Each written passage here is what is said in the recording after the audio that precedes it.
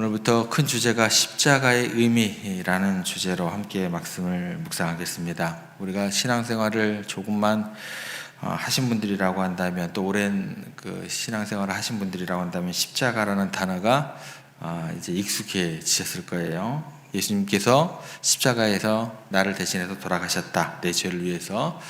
우리가 이제 이 진리를 너무나 잘 알고 있습니다. 수도 없이 들었고 또 수도 없이 불렀던 찬송의 주제가 십자가, 또 내 죄를 위해서 돌아가셨다는 겁니다. 그런데 이제 시간이 흐르고 또 어느 정도 신앙의 연륜이 쌓인 우리에게 조용히 묻게 되는 것은 뭐냐면, 그 익숙한 십자가의 메시지가 지금 여러분들의 가슴을 뛰게 하는지, 또 강단에서 십자가에 대한 말씀이 선포가 될 때 여러분의 깊은 영혼 곳에 어찌할 줄 모르는 그런 통회와 감격이 느껴지는지. 쉽지가 않죠. 굉장히 어려운 시간으로 접어들게 되더라는 거예요. 그래서 이제 안타깝게도 십자가를 교회 지붕에 있는 네온사인 정도로, 또 목에 거는 아름다운 목걸이 같은 장식으로 그렇게 생각해 버릴 때가 많더라는 거죠. 십자가의 은혜가 익숙해진 나머지 그 십자가가 얼마나 무서운 십자가였고, 얼마나 처절한 순간이 되었었고, 또 그 십자가가 얼마나 내 자아를 산산조각내는 폭발력을 가졌는지 우리가 망각하고 이렇게 지낼 때가 많다라는 것입니다. 오늘 이 시간 그런 익숙함이라는 그 매너리즘을 좀 우리가 깨뜨리고, 골고다 언덕에 세워진 그 피 묻은 십자가 앞에서 우리 영혼을 좀 정직하게 좀 바라봤으면 좋겠습니다. 항상 제가 즐겨 쓰는 말 있죠. 계급장 떼고, 그렇게 좀 정직하게 좀 바라봤으면 좋겠습니다. 십자가가 우리에게 던지는, 그래서 첫 번째 의미에 대해서 오늘 좀 생각해 보겠는데, 그 첫 번째 의미는 내가 이처럼 끔찍하고 큰 죄인입니다 라는 선언, 그 의미를 우리가 오늘 돌아봤으면 좋겠습니다. 이 진리를 깨닫기 위해서 먼저 우리가 근본적인 질문으로부터 시작을 해야 돼요. 오늘 본문에 보면 예수님께서 제3시입니다. 3시면은 이제 어둠이 가시고 이제 밝은 햇빛이 솟아난 시간, 오전 9시입니다. 오전 9시. 밝은 아침 햇살 아래에서 십자가에 못 박히시는 장면이 나와요. 그러면 굉장히 잘 보이겠죠. 그래서 우리가 그 십자가를 밝은 햇빛 아래서 바라볼 때 우리가 스스로에게 물어야 하는 그 질문이 있습니다. 하나님은 사랑과 자비가 많으신 분인데 우리가 죄를 지었다고 꼭 그렇게 당신의 하나뿐인 아들을 죽이셔야만 했는가? 이런 질문을 먼저 우리가 가질 수 있어야 돼요. 또 그냥 전능하신 하나님이시니까 말씀 한마디로 너희의 죄를 다 사하노라 하시면 안 되었는가? 아니면 내가 지은 죄니까 차라리 내가 벌을 받거나 나보다 조금 더 나은 사람, 또 착한 사람이 대신 죽어주면 되지, 창조주이신 하나님의 아들이 직접 피를 쏟으셨을 만했을까? 이런 질문으로 우리가 시작을 해야 된다는 거예요. 이 질문 가운데 우리가 이제 기독교에서 이야기하는 가장 무겁고도 두려운 진리가 숨어 있기 때문에 그렇습니다. 왜 그러냐면 우리가 지은 죄는요, 단순히 사람과 사람 사이에 지은 약간의 도덕적인 실수를 의미하는 게 아닙니다. 그래서 거짓말을 좀 하고 남을 미워했습니다라의 정도의 가벼운 문제가 아니다라는 거예요. 우리의 죄는 영원하고도 무한하게 또 거룩하신 창조주 하나님을 향한 정면 도전이었고 무한한 반역이었다라는 게 그 심각성이 있다라는 거예요. 이 이야기가 잘 이해가 안 되실 겁니다. 그럼 이렇게 좀 생각을 한번 해보겠습니다. 내가 지나가는 사람이나 이웃에게 욕을 했어요. 그리고 또 그 사람을 약간 이렇게 타격을 했어요. 그래서 상해를 입혔다고 한다면 이거에 대한 그 따라오는 그런 결과는 뭐예요? 약간의 좀 벌금을 물리거나 조금 심하면 구치소에 갇히게 되는 거죠. 그런데 만약 한 나라의 최고 통치자인 왕을 향해서 반역을 저지르고 또 왕의 그 목숨을 노렸다고 한다면 그 형벌은 어떻게 될까요? 이게 차원이 틀려지게 되는 거예요. 멸문지화, 예, 그죠? 가문이 멸망하게 되는 거예요. 그러니까 누구에게 죄를 지었냐에 따라서 그 죄의 무게와 형벌이 완전히 달라지는 거예요. 그런데 이제 우리가 온 우주의 주인 대신 무한하신 하나님께 반역을 저질렀다라는 거죠. 그래서 우리의 죄의 무거는 도무지 갚을 길이 없는 무한대의 빚이 되는 겁니다. 구약 시대에는 그런데 사람이 죄를 지으면 양과 염소를 끌고 와서 피를 흘리게 했습니다. 그런데 여러분, 짐승의 피가 과연 우리의 그 어마어마한 빚을 다 갚을 수 있었을까?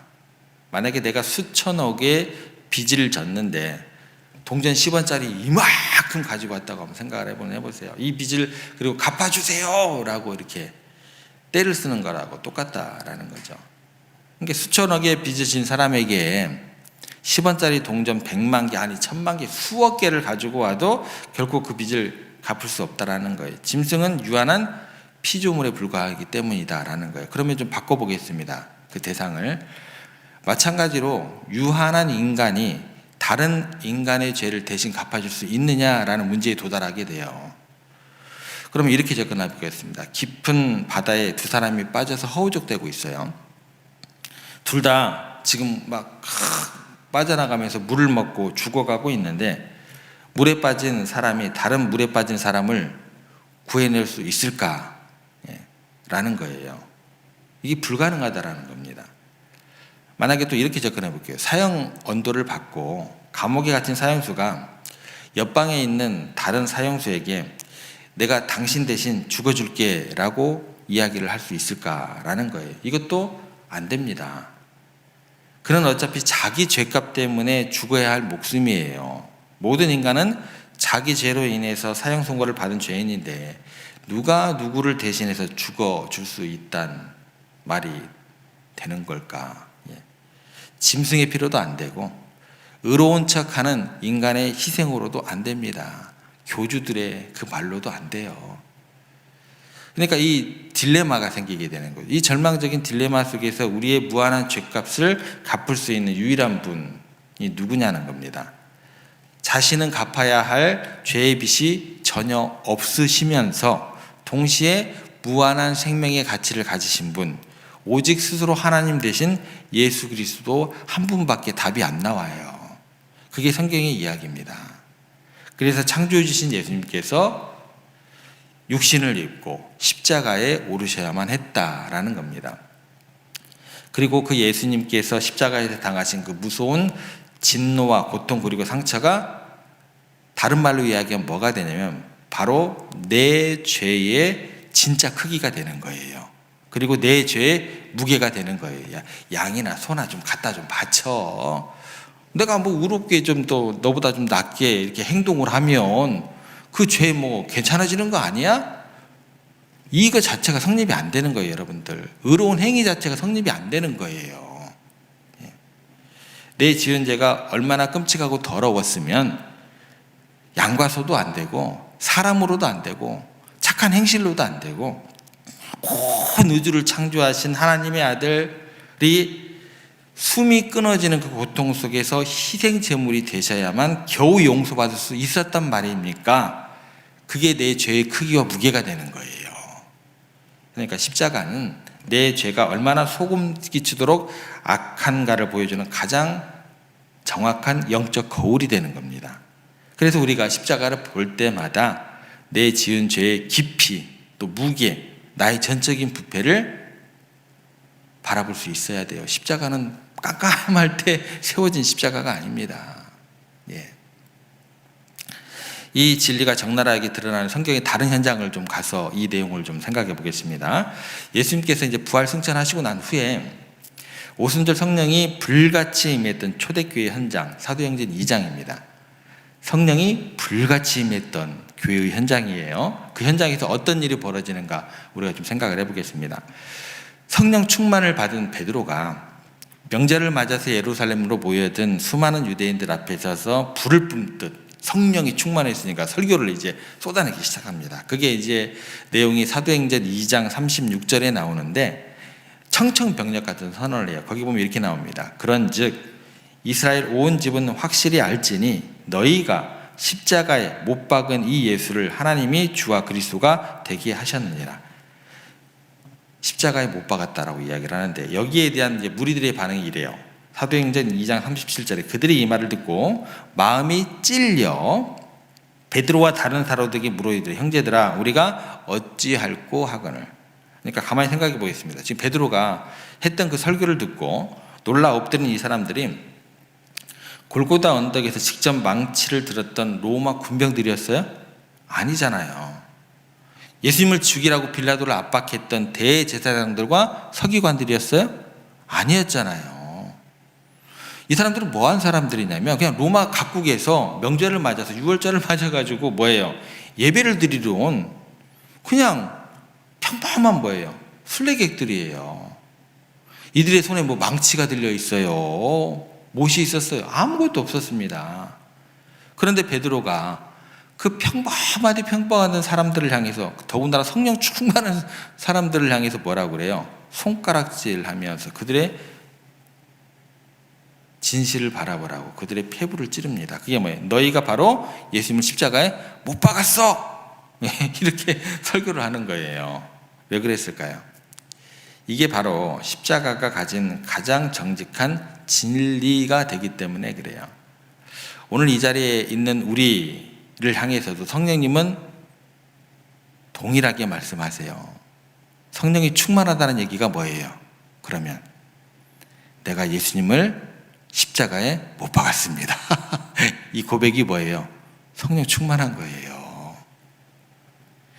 나의 그 알량한 자존심이, 나의 그 은밀한 탐욕이, 나의 그 거짓과 나의 시기와 미움이 로마 군병들의 대못이 되어가지고 하나님의 아들의 손목을 잔인하게 못 박았습니다. 이게 누구의 고백이 되는 거예요? 성령 충만한 사람들의 이게 고백이 되는 겁니다. 성령 충만이 어떤 건가 기억하셔야 돼요. 정확히 보여요. 밝히 보여요.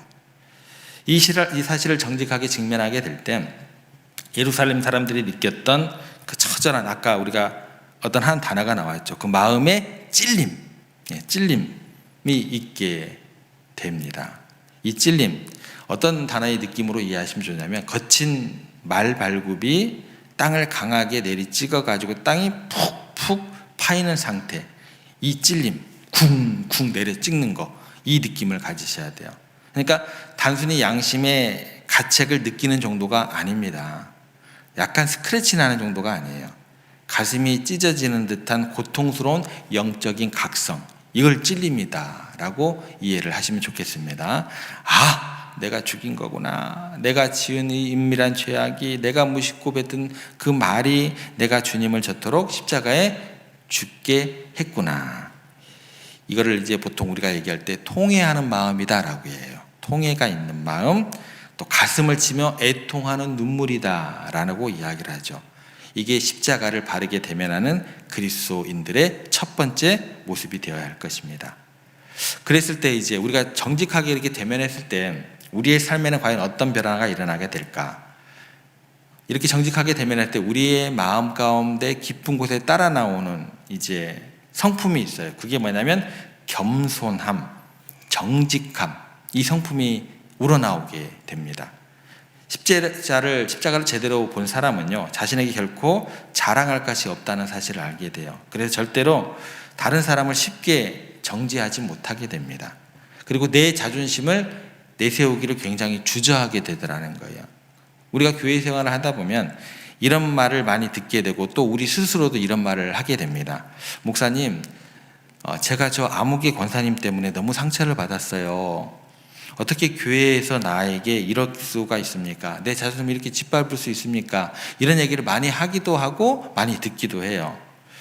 근데 여러분들이 이제 더 냉정하게 좀 생각을 해볼게요. 신앙생활 하면서 우리가 다른 사람의 말에 그 분노하는 그 근본적인 원인이 무엇인지 여러분들 우리가 함께 알았으면 좋겠습니다. 제가 단호하게 말씀드릴게요.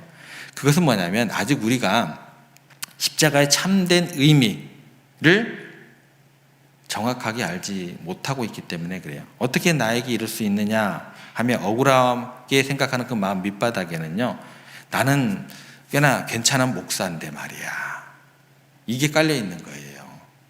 나는 목사니까 나는 다 대접받아야 되는 사람이야.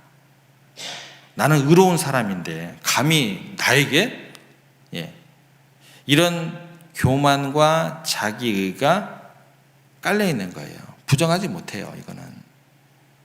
그런데 정직하게 십자가에 대면한 사람은 결국 사람들 앞에서 내가 막 떳떳이 막 고개를 들고 내 권리를 주장하기가 쉽지가 않아요. 왜냐하면 나는 거룩한 하나님의 아들을 죽게 한 사람이기 때문에 그래요. 내가 지은 대가로 가장 지옥의 뜨거운 불길 속에 떨어지는 것이 너무나 마땅하다는 것을 알았기 때문에 그런 마음으로 나아갈 수밖에 없다라는 거예요. 그래서 누군가 나를 오해하고 비방하고 고통스럽게 하는 순간이 주어질 때 그 상처받는 마음을 움켜쥐고 우리가 그냥 늘상 하듯이 분노의 칼을 쥐고 있으면 안 되더라는 거예요. 대신 우리가 해야 될 행동은 뭐냐면 십자가 아래로 걸어 나아가야 한다라는 거예요. 그때 우리가 이렇게 고백의 기도를 하면 좋겠죠. 주님, 맞습니다. 내가 주님을 십자가에 못 박을 만큼 악독한 죄인입니다. 저 사람들이 지금 나를 향해 던지는 비난은 내 진짜 끔찍한 죄의 100분의 1도 안 되는 아주 작은 겁니다. 나의 포장된 겉모습만 보고 저 정도 비난을 해주니 오히려 감사할 따름입니다. 하나님 앞에서 내 진짜 모습을 저들이 알았다고 한다면 나에게 침을 뱉고 돌을 던졌을 것입니다. 그 예수님이 당하신 그 모습이 나에게 이루어졌을 겁니다. 내가 예수님을 죽게 한 그 엄청난 죄에 비하면 지금 내가 당하는 이 자존심의 상처, 이 작은 오해 수치 참으로 아닌 것도 아닙니다. 이런 고백이 쉽지는 않죠, 그죠? 근데 이게 십자가를 통과한 사람들의 위대한 능력이 된다라는 거예요. 십자가 앞에서 완전히 깨어지고 부서진 자아는요, 세상의 어떤 비난과 조롱과 무시 앞에서도 더 이상 상처받지 않게 되더라는 거예요. 이 벌레 같은 날 위에 그 죄인임을 인정했기 때문에 더 이상 잃어버릴 체면도 없고요, 자존심도 남아있지 않게 되더라는 거예요. 그래서요, 여러분들이 잘 아는 사도 바울이요, 사역을 처음 시작할 때 했던 고백이 아니에요. 사역을 온전히 잘 마치는 그 마지막 순간에, 인생의 말년의 순간에 디모데전서 1장 15절에서 이렇게 고백을 하게 되더라는 거예요. 어떻게 고백을 할까? 한번 주목해 들어보세요. 미쁘다 모든 사람이 받을 만한 이 발이여, 그리스도 예수께서 죄인을 구원하시려고 세상에 임하셨다 하였도다. 나는 죄인 중에 뭐라고 했을까요? 나는 영광을 받을 만한 사람이야. 모든 사역을 내가 충성되게 잘 감당하기 때문에 모든 사람이 칭찬을 받을 만한 사람이야 라고 결론 짓지 않습니다. 뭐라고 결론 지어요? 나는 죄인 중에 괴순이라. 이게 인생의 말년에 나온 고백이에요. 위대한 업적을 다 남기고 나서 성도들 앞에 겸손한 척 하려고 하는 말이 아닙니다. 척 하는 거는요, 다 티가 나요. 십자가의 찬란한 빛 앞에 자신의 내면을 정직하게 비추어 본 사도 바울의 존재의 성실한 정직한 고백이 되더라는 거예요. 주님, 제가 죄인 중에 대장입니다. 주님을 십자가에 못 박은 가장 무서운 죄인입니다. 이 통해하는 고백이 우리 입술 가운데 터져나올 때 비로소 우리 심령 가운데 하늘의 은혜가 폭포수처럼 부어질 줄 믿으시기를 바랍니다. 말씀을 맺겠습니다. 여러분, 살아가시면서 누군가 내 마음을 아프게 하고 내 자존심 상하게 할 때 많이 겪으실 거예요. 힘들어요. 그런데 그때 이제 억울해하고 분함을 느끼겠지만 그 자리에서만 머물러 계시지 않기를 하나님께서 오늘 우리에게 당부하십니다. 오히려 나를 살리신 십자가를 바라보기를 원하시고, 주님, 예수님을 십자가에 못 박은 더 큰 죄인인데 이런 나도 주님께 용서받고 사랑받고 있습니다. 이렇게 먼저 고백하기를 원하신다라는 거예요. 나 같은 죄인을 살려주신 십자가의 사랑을 기억할 때 우리가 억울하고 원통해서 우리 마음 가운데 저 사람 미워하는 마음이 생기고 있지만 우리 주님의 십자가를 바라보면서 그 마음 내려놓고 세상이 나에게 주는 상처도 그렇게 감당해내는 넉넉한 마음을 허락하여 주시옵소서라고 기도할 때 우리 마음 가운데 평안이 찾아오게 되더라는 것입니다. 이번 사순절 기간 동안 이 십자가의 은혜로 여러분들에게 주어지는 마음과 또 있는 그 미움, 아픔 이것 그대로 방치하지 마시고 그것 씻어내시고서 주님께서 주시는 마음의 참된 평안을 누리면서 이번 사순절 기간을 지내시기를 주님의 이름으로 부탁을 드립니다.